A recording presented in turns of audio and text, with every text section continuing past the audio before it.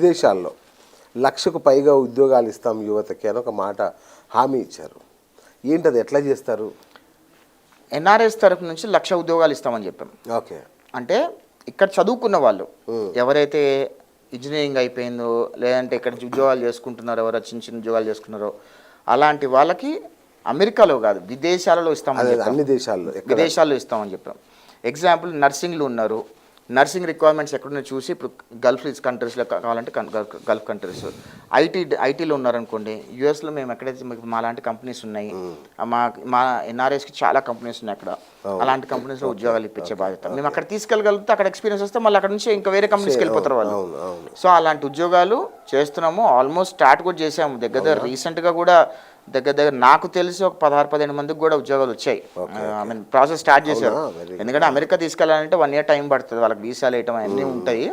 But Gulf కంట్రీస్లో కానీ, కెనడాలో కానివ్వండి, యూరోప్లో కానివ్వండి, ఇట్లాంటి వాటితో ఆల్రెడీ స్టార్ట్ చేశారు. ఖచ్చితంగా ఇస్తారు. మేము చంద్రబాబు నాయుడు గారు చెప్పిన మాటలు ఎట్లా నిలబెట్టుకుంటారో, ఎన్ఆర్ఎల్గా మేము చెప్పిన మాటలు అవి నిలబెట్టుకుంటామండి, దాని డౌటే లేదు. ఖచ్చితంగా నేను కూడా దాని మీద క్యాంపెయిన్ చేశాను. ఖచ్చితంగా will stand by that word. NRI policy ఏమన్నా డిక్లేర్ అయిందా? చేస్తారు అనుకుంటండి, ఎందుకంటే ఇప్పుడే కదా మొత్తం అంత సిస్టమ్ అంతా రావాలి.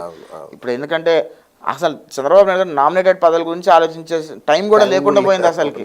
అంటే ఇంత దరిద్రం చేసి పెట్టాడు జగన్మోహన్ రెడ్డి రాష్ట్రాన్ని. రాష్ట్రం బాగుండుంటే, సాఫీగా జరుగుండుంటే అన్నీ సాఫీగా జరిగాయి. అంత క్యాస్క్ చేసి పెట్టాడు. ఆ క్యాస్క్ అన్నింటినీ క్లియర్ చేయాలంటే చాలా టైం పడుతుంది.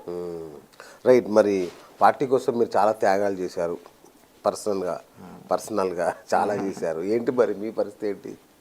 ఏం లేదండి, మేము వీఆర్ గుడ్. చంద్రబాబు నాయుడు గారు గెలిచారు, రాష్ట్రంలో తెలుగుదేశం పార్టీ అధికారంలోకి వచ్చింది. మేము మా పని మేము చేసుకుంటున్నాం శుభ్రంగా. మళ్ళీ మా అవసరం ఎప్పుడో చంద్రబాబు నాయుడు పిలిస్తే అప్పుడు వచ్చి పని చేసుకెళ్తాం. అంతేనా? అంతేనా? అంతే. అంటే మీ వాళ్ళు చాలామంది పెమ్మసాని దగ్గర నుంచి చాలామంది ఎన్ఆర్ఐలు ఈసారి ఎమ్మెల్యేలుగా మారిపోయారు. మరి మిమ్మల్ని ఎక్కడ చూడాలి, ఎలా చూడాలి? చంద్రబాబు నాయుడు గారు మీరు పోటీ చేయండి, మా అవసరం ఉందంటే వచ్చి పోటీ చేస్తాం. నాకు తెలిసి మీకంటే అర్హుడు ఎవరు లేరు. ఎందుకంటే అన్ని నిర్బంధాలు అన్ని ఎదుర్కొన్న వాళ్ళు మీరు. అంటే యుద్ధం చేశారు. మిగతా ఎన్ఆర్ఐలు ఏదో డబ్బులు ఉంటే వచ్చారేమో కానీ మీరు అలా కాదుగా, ప్రత్యక్ష యుద్ధం చేశారు కదా.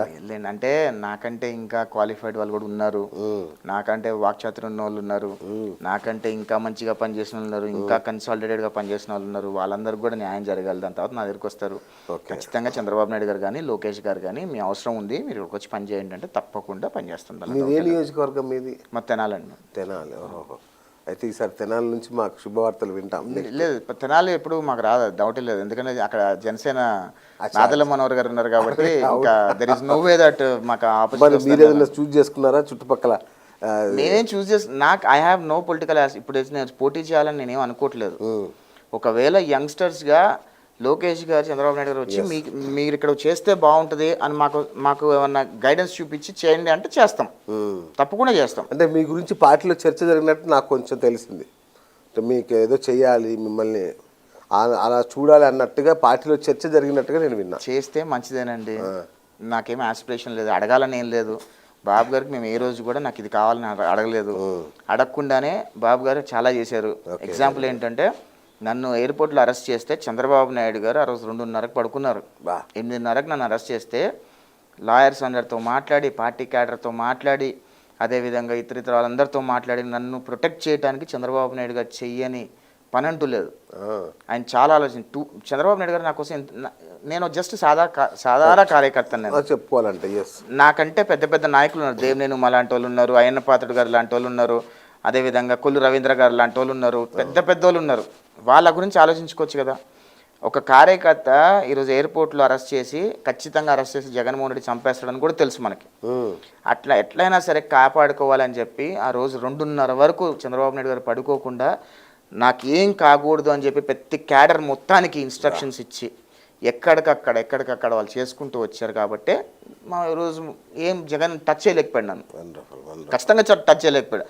నేను గొప్పగా చెప్పుకుంటా ఆ విషయం. అయితే చంద్రబాబు నాయుడు గారిని తీసుకెళ్లి జైలు వేశారు, రఘురామకృష్ణరాజు గారిని తీసుకెళ్లి జైలు వేశారు, కొల్లు రవీంద్ర గారు, అచ్చెన్నాయుడు గారు, దేవినేని ఉమ గారు, వీళ్ళందరినీ ఏదో ఒకటి చేయాలనుకున్నాడు. కానీ చంద్రబాబు నాయుడు గారు ఒక్కరు నన్ను కాపాడటం, లోకేష్ గారు కాపాడటం వల్లనే నన్ను జగన్ రెడ్డి టచ్ చేయలేకపోయాడు. ఒక దెబ్బ కూడా పడలేదు, ఒక్క టచ్ కూడా చేయలేదండి. టచ్ చేయడానికి జగన్మోహన్ రెడ్డి భయపడ్డాడు. ఎందుకంటే ఆ రోజు జరిగిన పరిణామాలు, నన్ను అరెస్ట్ చేయటము, national media, state media, social media, ఆఖరికి ఇంటర్నేషనల్ మీడియాలో కూడా ఇట్లా జగన్మోహన్ రెడ్డి ఒక ఎన్ఆర్ఐని అరెస్ట్ చేశాయని చెప్పి న్యూస్లు రావటం, స్క్రోలింగ్స్ రావటం. అయ్యో ఎక్కడ చూసినా మీ ఆ రోజు 2 days 3 days ఆఖరికి ఆ రోజు నెక్స్ట్ డే ప్రశాంత్ కిషోర్ గారు చంద్రబాబు నాయుడు గారిని కలవడానికి వస్తే ఆ న్యూస్ కూడా సైడ్ అయిపోయింది. ఓకే అవును అంత పవర్ఫుల్గా వెళ్ళింది అది. అవును వండర్ఫుల్. సో ఫైనల్గా ఈ ప్రభుత్వానికి మీరు ఇచ్చే సలహా ఏంటి? ఒక ఎన్ఆర్ఐ కావచ్చు, ఒక కార్యకర్తగా కావచ్చు. ఖచ్చితంగా చంద్రబాబు నాయుడు గారి ప్రభుత్వానికి ఎక్కడెక్కడైతే సలహాలు సూచనలు కావాలో మేము తప్పకుండా ఇస్తూనే ఉంటాము. ఓకే. దానిలో ముఖ్యంగా లోకేష్ గారు ఎప్పుడైనా మేము చిన్న సలహా ఇచ్చామనుకోండి, వాట్సాప్లో మెసేజ్ పెడతానండి, ఇది సార్ అన్న ఇది ఉంది, ఇలా చేస్తే బాగుంటుందని. ఇమీడియట్గా ఆ సలహా బాగుంటే ఇమీడియట్గా ఆ పిఎస్లు పంపించి చూడండి ఇంప్లిమెంట్ చేయండి అని అంటారు. అంత అప్రోచబుల్గా ఉంటారు లోకేష్ అన్న. నేను ఈ రోజు కూడా ఐ థింక్ నేను మొన్న వచ్చినప్పుడు కూడా నేను లోకేష్ అన్నకు ఫోన్ చేసి చెప్పాను, అన్న నేను వస్తున్నాను, ఐ వాంట్ మీట్ యూ అని.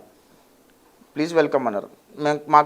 మాకు కావాల్సిన అంటే మాకు తోచిన సలహాలు ఇచ్చాము, ఇలా చేస్తే బాగుంటుందని, ఇలా చేస్తే బాగుంటుందని. అన్ని పెన్ మీద రాసుకున్నారు. దానిలో ఒక సలహా ఇంప్లిమెంట్ కూడా అయింది. Which is very happy. Lokesh గారు చాలా అప్రోచబుల్ అండి. ఆయన ఏంటంటే లోకేష్ గారి మైండ్ సెట్ ఏంటంటే చేస్తే చేస్తాం లేదా చేయమని చెప్పేస్తారు, మొహమ్మే చెప్పేస్తారు. అది that's a very good attitude in politics అసలుకి. ఎందుకంటే చాలా మంది రాజకీయ నాయకులు ఏంటంటే చేద్దాంలేమ్మా అని అంటారు, అది చేస్తారో లేదో తెలియదు. కానీ లోకేష్ గారు ఏంటంటే చేస్తే చేస్తామంటారు లేదా చేయమని చెప్పేస్తారు. అది బెస్ట్ క్వాలిటీ అని నా ఫీలింగ్ కూడా. ఎందుకంటే చాలా మందికి హోప్స్ ఉండవు, ఇంకా ఓకే చెప్పేశారు. అందుకనే లోకేష్ గారిలో ఆ క్వాలిటీ నాకు చాలా బాగా నచ్చుతుంది. ఎందుకంటే నో అంటే నో, ఇంకా వేరే డిస్కషన్స్ ఉండవు. ఎస్ అని అంటే ఇంకా మనం ఫాలో అప్ చేయాల్సిన అవసరం కూడా లేదు దాన్ని. ఒకవేళ ఆయన ఎస్ అన్నారనుకో మనం ఫాలో అప్ చేయాల్సిన అవసరం లేదు.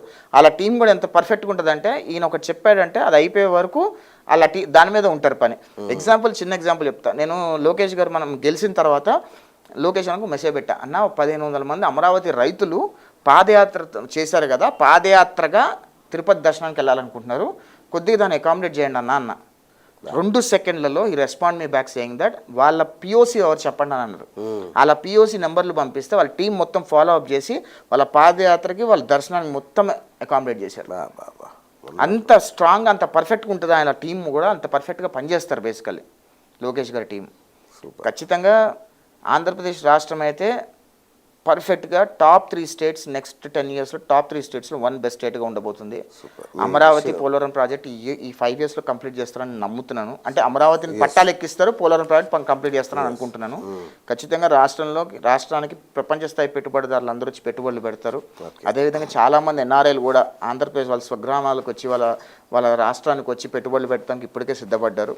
ఖచ్చితంగా మేము కూడా ఆ రోజు ఏదైతే కంపెనీ స్టార్ట్ చేద్దాం అనుకున్నామో, జగన్ రెడ్డి వచ్చిన తర్వాత ఆగిపోయిన కంపెనీ మళ్ళీ ఖచ్చితంగా మేము కూడా దాన్ని రీథింక్ చేస్తున్నాం, ఆంధ్రప్రదేశ్లో మళ్ళీ షిఫ్ట్ చేద్దామని. ఎందుకంటే ఇప్పుడు తెలంగాణలో ఉంది కాబట్టి ఆ కంపెనీ ఖచ్చితంగా ఆంధ్రప్రదేశ్ రాష్ట్రంలో పెడతాం. నేను ఆంధ్రప్రదేశ్ రాష్ట్రంలో పుట్టా కాబట్టి నా కంపెనీ కూడా ఆంధ్రప్రదేశ్ రాష్ట్రంలో ఉండాలని నేను అనుకుంటాను. ఇక్కడ కూడా ఉంచండి, డెఫినెట్గా ఉంటుంది. ఎక్స్పాన్షన్ చేస్తాము, తప్పకుండా ఎక్స్పాన్షన్ చేస్తాము. మా ఆంధ్రప్రదేశ్ రాష్ట్రంలో కూడా కంపెనీ పెడతాము.